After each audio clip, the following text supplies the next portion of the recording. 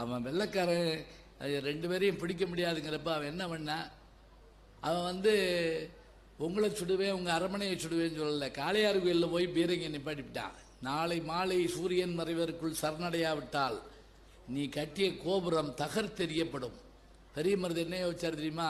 டேய் தம்பி, என்னடா என்ன ஒரு 5 வருஷம் இருப்போம் 10 வருஷம் இருப்போம்டா, ஆனால் நம்ம கட்ட கோயில் இருக்கணும்டா, சாந்து போட்டு சலசலங்க சந்தனம் போட்டு கமகமங்க மதுரை கோபுரம் தெரிஞ்சிட்டு செய்த மருது பாண்டியரை பாருங்கடின்னு சொல்கிறோம்னா சொல்லிட்டு போய் சரணடைஞ்சாங்க.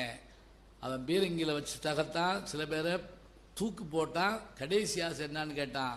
பெரிய மருது சொன்னார், நாங்கள் கல்லிலும் சொல்லிலும் முள்ளிலும். அது என்ன முள்ளி தெரியும்ல? அந்த வெள்ளைக்காரர்களுக்கு இவர் தேடுற போது இவர் ஓடி போய் அந்த ஒரு குடிசையில் போய் படுத்துடுறாரு. அந்த கிழவி பார்க்குது, இவருக்கு அக்குள்ள ஒரு கட்டி ஏற்பட்டிருந்தது. அந்த நேரம் வேற தாகம் தாங்க முடியலம்மா தண்ணி கொடுன்னு கேட்டவுடனே அந்த கிழவி பழைய கஞ்சி சோறு கொடுத்துருக்கு. அதை குடிச்சு பிடிச்ச உடனே, உன் வீட்டில் எழுத்தாணி ஏடு இருக்கான்னு கேட்டார்.